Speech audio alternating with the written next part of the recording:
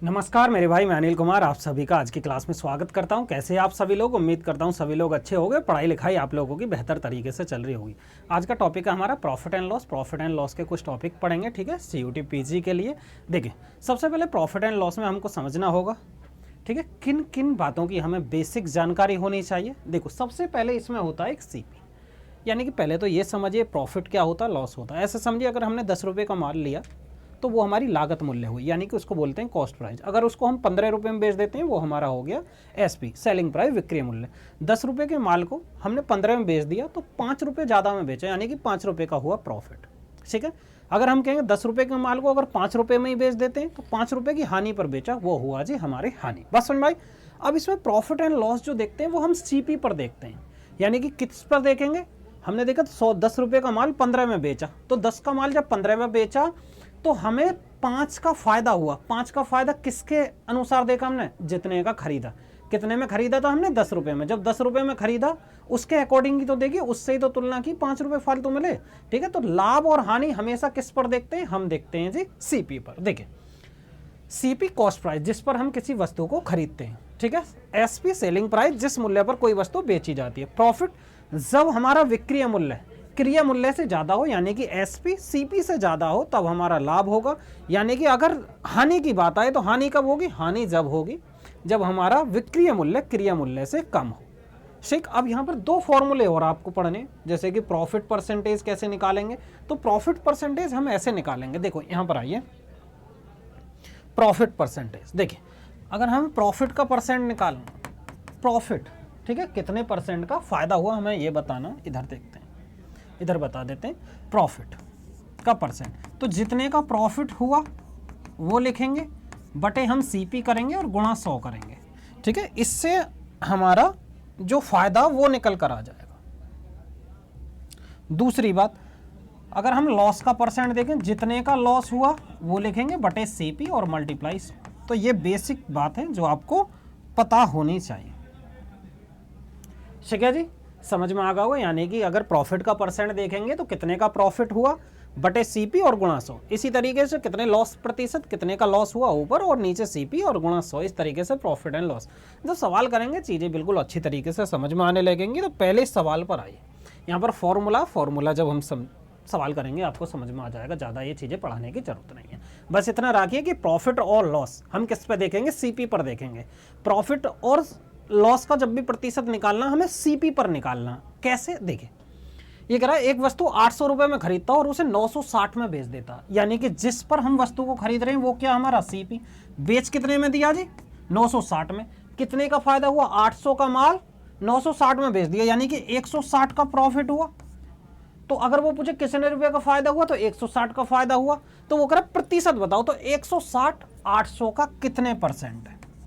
Multiply 100। यही तो बताया मैंने अभी कि भी हमें प्रतिशत निकालना। 160 किस पर फायदा हुआ? 800 पर। 800 का कितने परसेंट है? यही प्रॉफिट का परसेंट, ये इसका 5 गुना, और 5 से 100 को काटेंगे तो 20%। 20% हमारा क्या हुआ? फायदा निकल कर आया। अब बोलोगे सर फॉर्मूला से एक बार समझाएं। फॉर्मूला देखिए जी, फॉर्मूला क्या करेंगे? देखिए, मैंने बताया प्रॉफिट का परसेंट कैसे करेंगे? प्रॉफिट बटे सीपी गुणा 100, ठीक है ना। इस तरीके से प्रॉफिट कितने का हुआ था? 160 का। सीपी कितना हमारा? 800 में वस्तु को खरीदा था, और प्रतिशत लगाने के लिए गुणा 100। हमको ये चीजें करनी है। 16 का ये 5 गुना और 5 से काटेंगे तो 20% का ये प्रॉफिट निकल कर आए। समझ में आई ना बात? नेक्स्ट क्वेश्चन पर आइए। यदि किसी वस्तु का क्रय मूल्य 1200 और विक्रय मूल्य 1050, 1200 का माल 1050 में बेच दिया, यानी कि हानि होगी। कम मूल्य में बेच रहे हैं भाई, जितने का हमने खरीदा उतना नहीं मिल रहा, उससे कम मिल रहा, तो हानि हुई। 1200 का माल 1050 में हमने बेच दिया, यानी कि 150 की हानि हुई। किस पर हुई जी? 1200 पर। और हम क्या करेंगे? मल्टीप्लाई 100। बस सुन भाई, 100 क्यों बोलोगे? प्रतिशत लगाने के लिए, ठीक है, क्योंकि लॉस का जो फॉर्मूला था, लॉस जितने का हुआ बटे सीपी मल्टीप्लाई 100, ठीक है। ये फॉर्मूले बस यहीं से निकल कर आए कि कितने का फायदा हुआ, कितने का हानि हुआ, सीपी पर गुणा 100, कि हमें 150 की हानि हुई किस पर जी? 1200 पर, गुणा 100। प्रतिशत लगाने के लिए परसेंटेज में निकालें। देखो 15 8 120, 1/8 हम 12.5% डायरेक्ट लिख सकते हैं। तो 12.5% क्या हो जाएगा इसका करेक्ट आंसर। नेक्स्ट पर, एक वस्तु को 1500 में बेचने पर एक दुकानदार को 25% का लाभ होता। वस्तु का क्रय मूल्य बताना, ध्यान से समझो। 1500 में बेचने पर 25% का लाभ होता, यानी कि इसमें जो है क्रय मूल्य का 25% शामिल है। तो हम कह सकते हैं क्रय मूल्य का 125% है, बोलोगे ठीक है। तो यानी कि ये क्रय मूल्य का 125%, तो हमें 100% की वैल्यू निकालनी है बटे 125 और गुणा 100, बात खत्म, क्योंकि हमारा 100% सीपी है।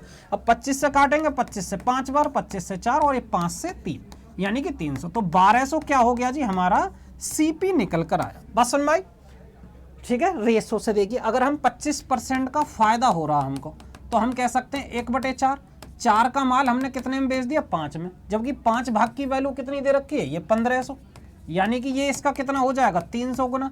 तो इसका 300 गुना कितना निकल कर आएगा मेरे भाई 1200। 1200 क्या आया, वो सीपी निकल कर आया। नेक्स्ट पर आए, एक वस्तु 15% की हानि पर 680 में बेची जाती है, 20% का लाभ प्राप्त करने के लिए विक्रय मूल्य क्या होगा, ध्यान से समझो। 15% की हानि यानी कि सीपी का 85%, यानी कि ये क्या है जी 85% की वैल्यू है जी 680।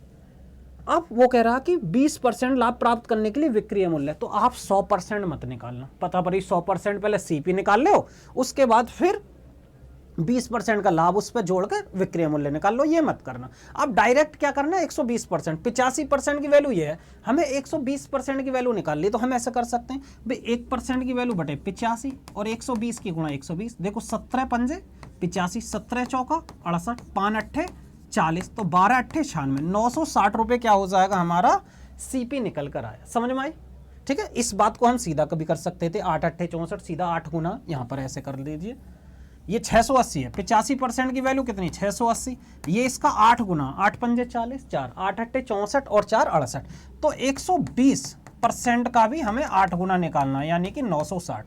तो 960 क्या हो जाएगा हमारा सीपी निकल कर आएगा। नेक्स्ट पर आए, एक वस्तु के क्रय मूल्य और विक्रय मूल्य का अनुपात 4 और 5 है, यानी कि सीपी और एसपी 4 और 5। अगर 4 रुपए का माल हम कितने में बेच रहे हैं 5 रुपए में, तो वो कह रहा लाभ प्रतिशत बताइए।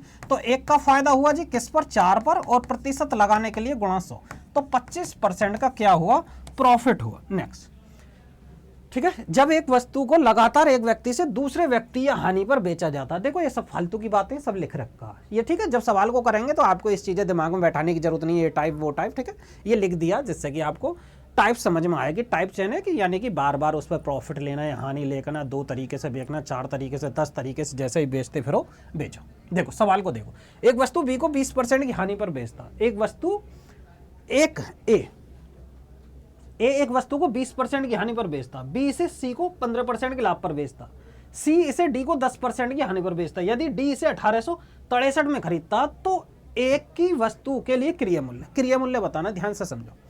यदि मैं कहूं कि हमारे पास क्रय मूल्य है जी 100, सीपी क्या जी 100, यानी कि जब ए बेच रहा था, ये समझो ए ने जो उस वस्तु को खरीदा 100 रुपये में खरीदा, वो कह रहा 20% की हानि पर बेचता। जब 20% की हानि हुई यानी कि 80 रुपये में बेचा होगा बी को, तो बी ने कितने में लिया जी 80 में।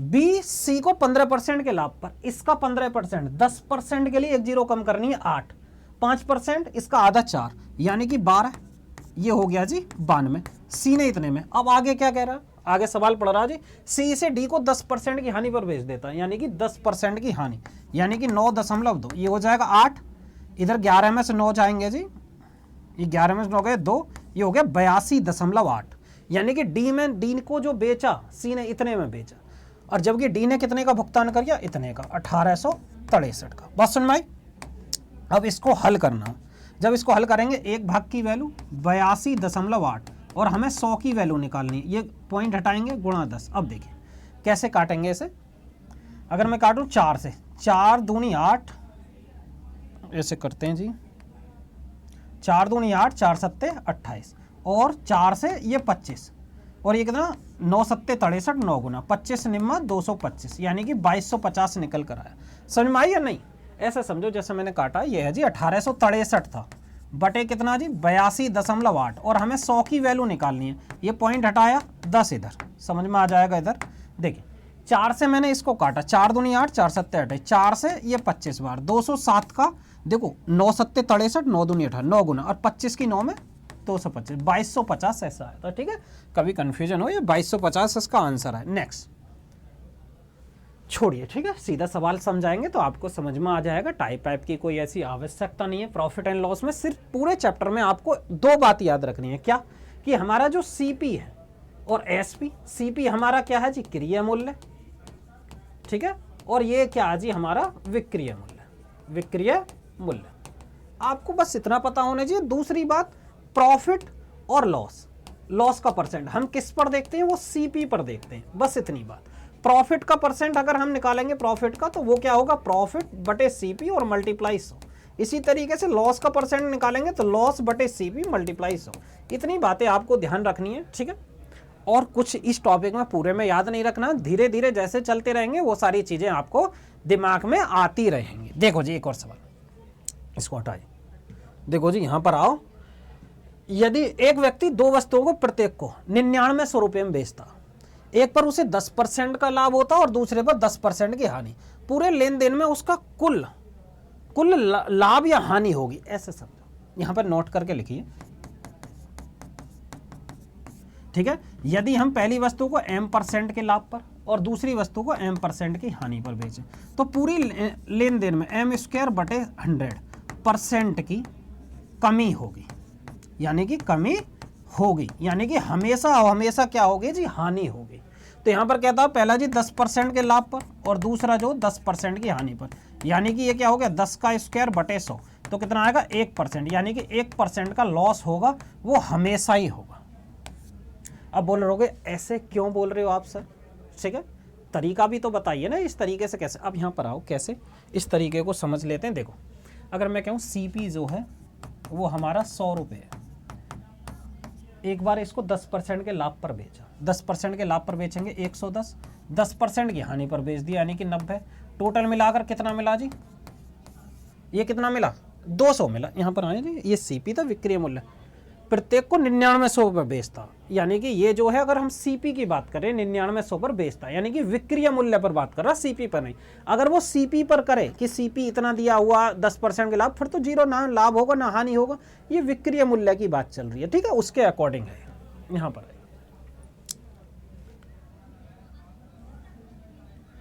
एक व्यापारी दो वस्तुओं में से प्रत्येक को 4000 में खरीदता, वह पहली वस्तु को 15% के लाभ पर और दूसरी वस्तु को 15% की हानि पर बेचता, पूरे लेन देन में कुल लाभ। अब ये कितना जी? 4000 में क्या जी? वो खरीदता, और यहां पर क्या है जी? प्रत्येक को 9900 रुपये में बेचता। यहां पर विक्रय मूल्य दिया हुआ, जब विक्रय मूल्य दिया हो तो डायरेक्ट करेंगे। यदि एक वस्तु को बेचे में m% का प्रॉफिट, दूसरे को m% का लाभ, तो कितने का लाभ या हानि होगी? बात समझ में आ रही है ना? सिख इसी तरीके से यहां पर आए, इसको मैं एक एग्जांपल से और समझा देता हूं, ऐसे समझे। अगर मैं ये कहूं कि पहले 100 रुपये सीपी था, ठीक है, पहले इसे हम 10% के लाभ पर बेचते हैं तो 110 हो गया, फिर इसे हम 10% की हानि पर बेचते हैं 11, तो एंड में कितना हुआ जी? 99 हुआ विक्रय मूल्य, यानी कि 100 से हम 99 पर आ गए, एक की कमी हुई। किस पर जी? वो हमारे 100 पर, तो हमारा हो जाएगा जी 1% का लॉस हो जाएगा। ये मैं बात समझाना चाह रहा हूँ, ठीक है, इस तरीके से। अब देखो यहां पर सीपी 4000 है, यानी कि 4000 रुपये का माल था, एक को 15% के लाभ पर बेचा, तो जो भी 15% का लाभ हुआ और दूसरे पर 15% की हानि, वो बराबर नहीं हो गया? कैसे? ऐसे देखो, 4000 था, 4000 का पहली वस्तु को 15% के लाभ पर बेचता, यानी कि 15 चौका 60, 600 रुपये का प्रॉफिट हुआ।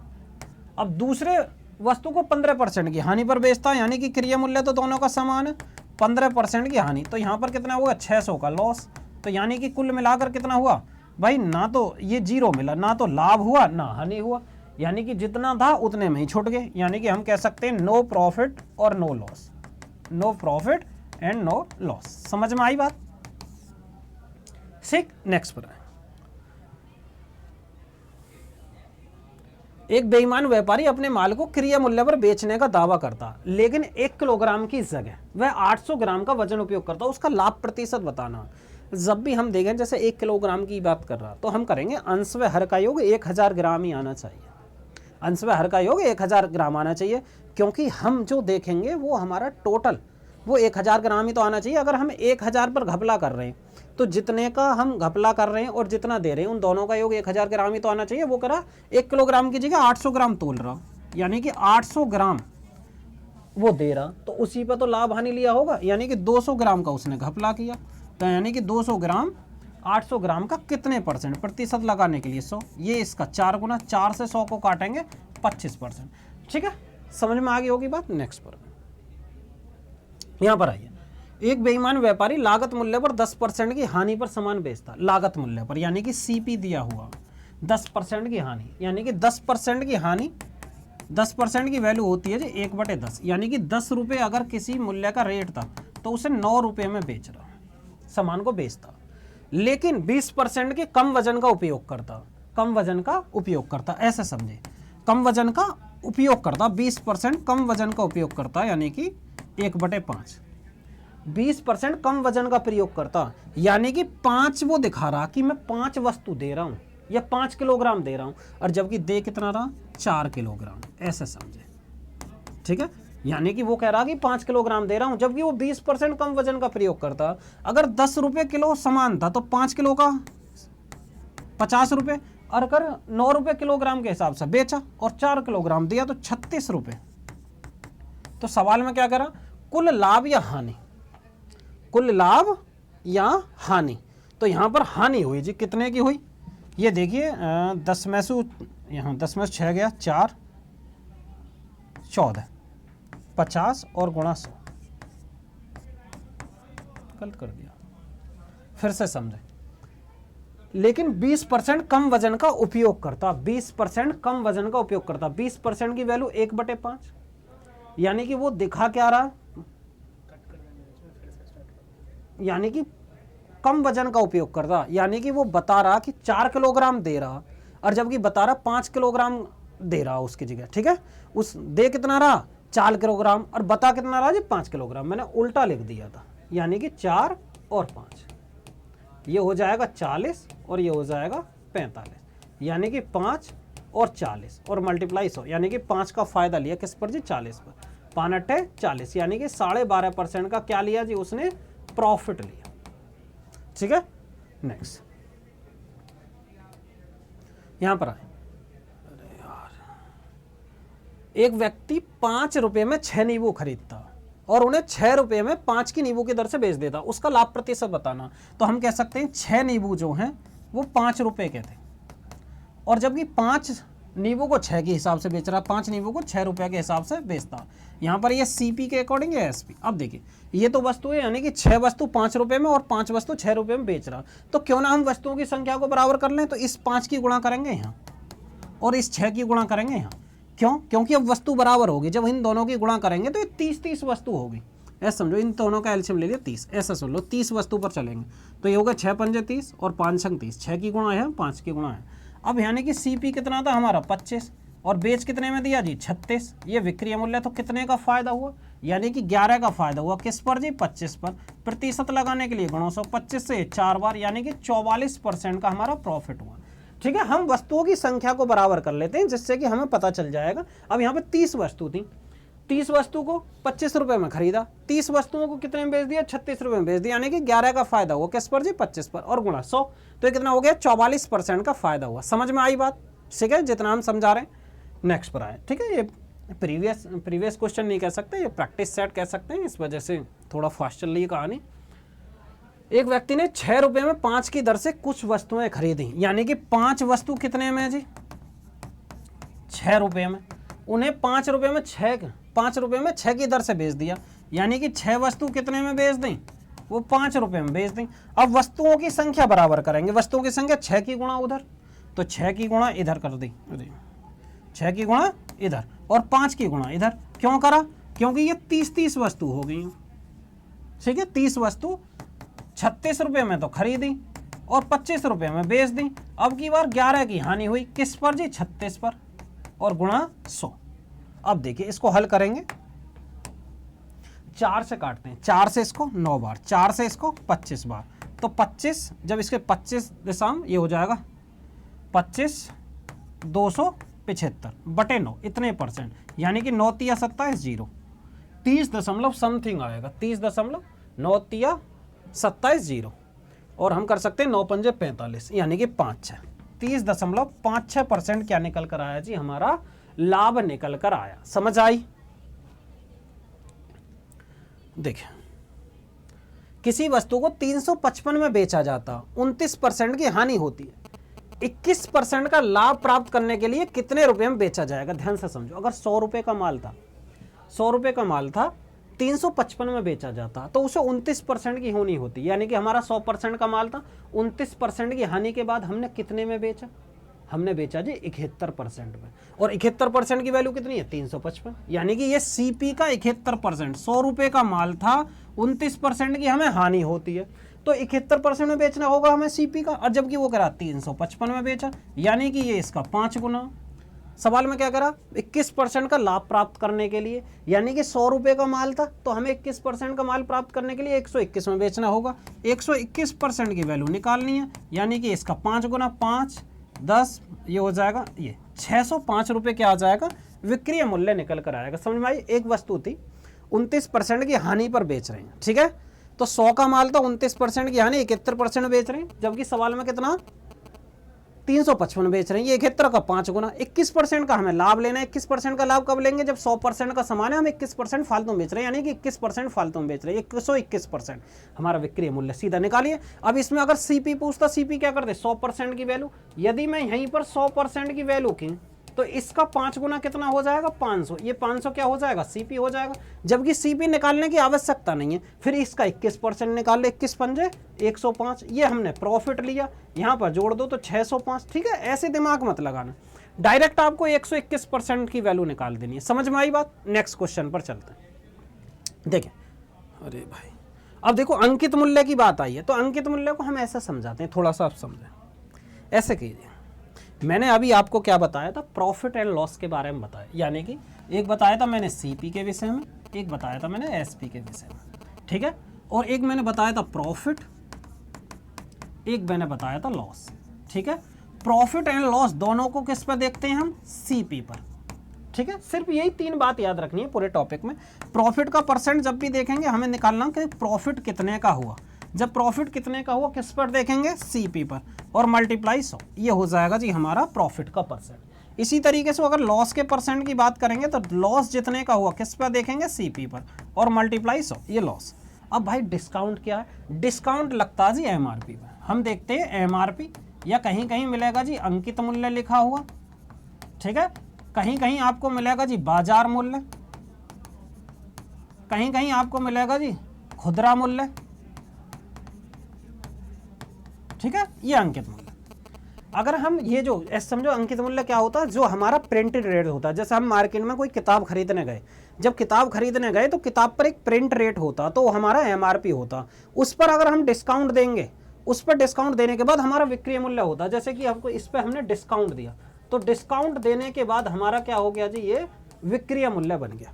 यानी कि ऐसे समझो, अगर हम कहेंगे 500 रुपये की बुक थी, 500 रुपये की किताब थी, ठीक है, 500 रुपये की किताब, इस पर 20% का डिस्काउंट दिया, तो 20% का डिस्काउंट देंगे तो 5 दूनी 10, 100 रुपये का डिस्काउंट दिया, तो बेची कितने में? 400 में बेची।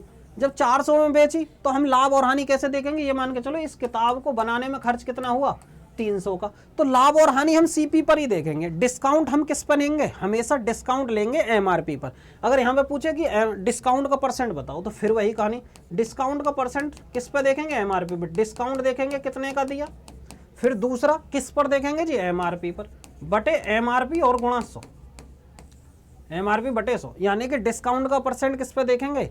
एमआरपी पर हमेशा। और लाभ और हानि किस पे देखेंगे हम?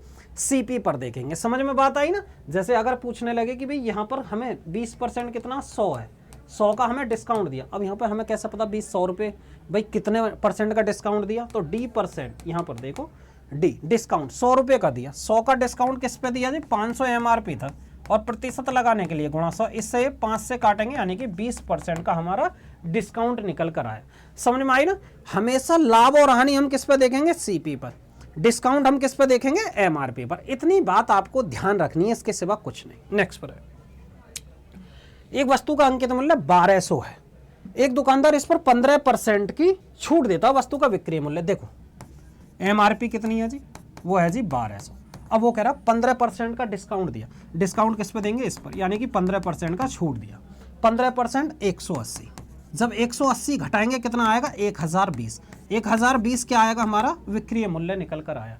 अब 15% 180 कैसे, मैंने बताया 10% के लिए एक जीरो कम करनी है, यानी कि 1200 रुपये एक जीरो कम करो, 120 10%, 5% 60, 120 और 60 180, 180 घटाएंगे 1020 हमारा क्या आया, विक्रय मूल्य निकल कर आया, 1020 विक्रय मूल्य। नेक्स्ट, एक वस्तु के अंकित मूल्य वाली एक वस्तु 774 में बेची जाती है, वस्तु पर दी गई छूट का प्रतिशत बताओ। देखो एमआरपी कितना था, एमआरपी था जी सवाल में 850 और बेचा कितने में गया जी, 714 में। यानी कि क्यों बेचा गया, यानी कि कुछ छूट दी। ऐसा समझो कोई किताब थी, किताब पर 850 का रेट लिखा हुआ था, बेच कितने में दी, 714 में, तो इसका मतलब डिस्काउंट ही तो दिया। वो कह रहा है डिस्काउंट का परसेंट बताओ। अब देखो कितने का डिस्काउंट गया, 10 में से 4 गया 6, 4 में से 1 गया 3, और ये कितना आया जी 1, 136 का डिस्काउंट दिया जी, किस पर जी, 850 पर, और प्रतिशत लगाने के लिए गुणा 100, यही तो आया ना भाई। डिस्काउंट 136 का, डिस्काउंट का परसेंट 136 का डिस्काउंट 850 पर मल्टीप्लाई 100। अब देखो इसको कैसे करते हैं, देखो अगर मैं 0 से 0 काट दूं, अब 85 से अगर हम काटें तो 5 से काटते हैं 17, 5 से काटते हैं 2, 17 से अगर काटते हैं 17 से कितनी बार जाएगा, 8 सत्ते 56, यानी कि 17 8 136, या 8 8 दूनी 16, यानी कि 16% का क्या दिया जी, वो डिस्काउंट दिया था। 16% के डिस्काउंट देने के बाद 850 का माल 714 में बेचा था। समझ में आई ना बात जो मैं समझाना चाह रहा हूँ, ठीक है, ओके, कोई दिक्कत कोई परेशानी यहाँ तक नहीं होनी चाहिए। कितना आया जी, 16% हमारा करेक्ट आंसर। नेक्स्ट पर आए, 10%, 20%, 25% की 3 क्रमिक छूट के बराबर एकल छूट बतानी। इस बात को ऐसे समझो पहले, एकल छूट के लिए देखिए यहां पर आए, एकल छूट, मैं ये कहता हूं आपसे थोड़ा सा एग्जाम्पल समझें। एकल छूट, मैंने ये कहा कि कोई वस्तु थी, उस पर मैंने 20% और 30% का डिस्काउंट दिया, तो ये बताओ कि टोटल मिलाकर कितना डिस्काउंट हुआ। अगर मैं ये कहूँ कि एमआरपी जो था हमारा 100 था, ध्यान से समझना, तो पहला डिस्काउंट कितने का था, पहला डिस्काउंट 20%, 100 का 20% 20, 20 इधर लिखा, तो कितना हो गया 80, 80 का 30%, इसका 30%, 8 थी या 24, तो 24 इधर लिख दीजिए, इन दोनों को जोड़ दिए 44 हो गया, 44 100 का 44% हो जाएगा। या ऐसे करिए 30% हो गया, बचा कितना, 10 में से 4 गया 6, 7 में से 2 गया 5, यानी कि 100 रुपये का माल कितने में बेचा, 56 में, तो कितने की कमी हुई, 44, यानी कि 44 का हमने डिस्काउंट दिया। 44 100 का कितने परसेंट है, 44%। समझ में आई ना। दूसरा फॉर्मूला भी लगा देते हैं। फॉर्मूला कैसे लगाएंगे, फॉर्मूला की बात सुनो जी, फॉर्मूला ना लगाओ तो ठीक, ये लगा देते हैं। देखें अगर A% और B% का डिस्काउंट दिया हुआ, तो एकल छूट के लिए हम करते हैं A प्लस B माइनस का AB बटे 100, इतने परसेंट का एकल छूट हो जाएगा। फिर बोलोगे सर जी 3 छूट दी हुई, तब कैसे करेंगे, पहले 2 का एकल छूट निकालेंगे, 2 का निकालने के बाद तीसरे के साथ करना पड़ेगा, उस कंडीशन में ये करना पड़ेगा। देखिए जी कितना है। दूसरी बात हम फ्रैक्शन वैल्यू से भी कर सकते हैं, अभी बताऊंगा कैसे। तो यहाँ पर हो जाएगा 20%, 20 प्लस 30 माइनस का 20 गुणा 30 बटे 100।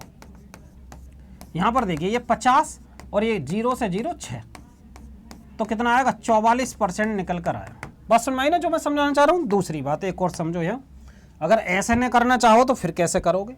ये आया जी 20% 30%, तो ऐसे देखिए 20% का डिस्काउंट दिया जाता, फिर वही फ्रैक्शन वैल्यू 1/5, यानी कि 5 का माल 4 में बेच रहे हैं। फिर दूसरा डिस्काउंट 30%, 30% था ना, तो हो जाएगा 3/10, तो यानी कि 10 का माल 7 में बेच रहे हैं, यानी कि ये 50 और ये कितना होगा 7 चौक 28।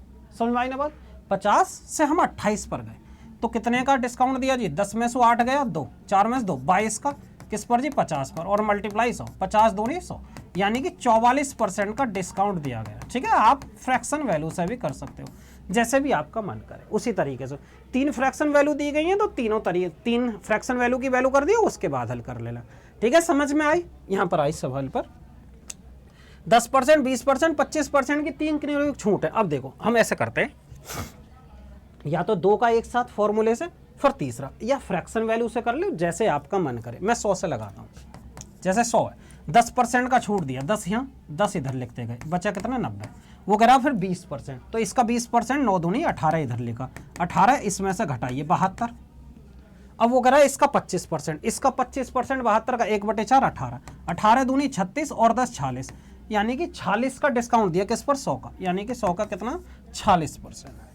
ठीक है, या फ्रैक्शन वैल्यू से कर सकते थे, जैसे आपकी मर्जी, इधर लिखते जाइए जितना भी डिस्काउंट, अगर चौथा डिस्काउंट देते चौथे के लिए भी यहाँ लिखते। ठीक है, या फिर 72 में से आप 18 घटाओ, क्योंकि 1/4 18 54 आएगा, यानी कि 100 से 54 पर गए तो कितने का कमी हुई 46 की, 100 46 जो है 100 का 46%। समझ में आया ना, ये आपको घटाना नहीं पड़ेगा अगर इधर लिखते जाओगे तो डायरेक्ट। देखिए, एक दुकानदार अपने माल पर क्रय मूल्य से 40% अधिक मूल्य अंकित करता, यानी कि उसका 100 रुपये रेट था, उसने 40 रुपये बढ़ाकर लिख दिया। 100 रुपये माल था, 100 रुपये उसकी लागत हुई थी, 40 रुपये उसने बढ़ाकर रख दिया, यानी कि 140। ऐसा समझो, मैं कहता हूँ 100 रुपये उसका खर्चा हुआ, पर क्रय मूल्य से 40% अधिक अंकित कर दिया, यानी कि MRP कितना बना दिया 140। जैसे हम कहें कि हमारी किताब जो 100 रुपये में छपी, हमने उसके कही भैया रेट बढ़ा कर लिख दे, उस पर डिस्काउंट देंगे तभी तो कुछ प्रॉफिट लेंगे ना, तो हमने 100 रुपये का माल था 140 उस पर लिख दिया। वो कह रहा जी 15% की छूट देता, दुकानदार को दिखाता जी हम जो ना इस पर 15% की छूट देकर बेच रहे हैं। जब इसका 15% कितना आएगा 21 कैसे, 10% 14, 5% 7, 21, 10 में से ये कितना आया, ये आया 3 में से 2 गए 1, 119। 119 क्या आया विक्रय मूल्य, यानी कि 100 का माल कितने बेच दिया 119, तो यानी कि 19 का फायदा हुआ, 19 100 का कितना जी 19%, 19% क्या होगा जी प्रॉफिट होगा। बात सुन भाई, इसी तरीके से हम बुक्स हुआ, कोई भी सामान हुआ, कंपनी वाले ऐसे ही करते हैं कि जितना खर्चा होता है उसे नहीं बताते हैं, उस पर एक MRP तय कर देते हैं। जब MRP एक उस पर तय कर देते हैं तो फिर उसके बाद उस पर डिस्काउंट देते हैं, उसके बाद हम बेचते हैं, इसी तरीके से फ़ायदा लेते हैं। ठीक है,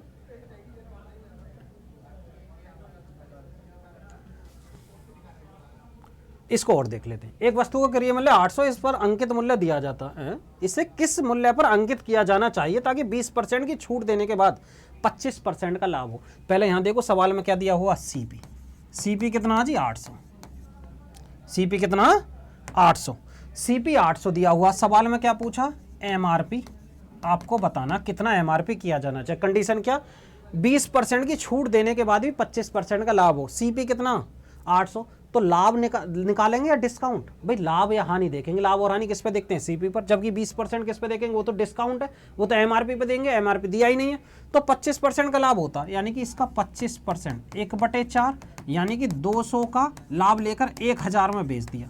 जब 1000 में बेचा, ये क्या हो गया हमारा विक्रय मूल्य।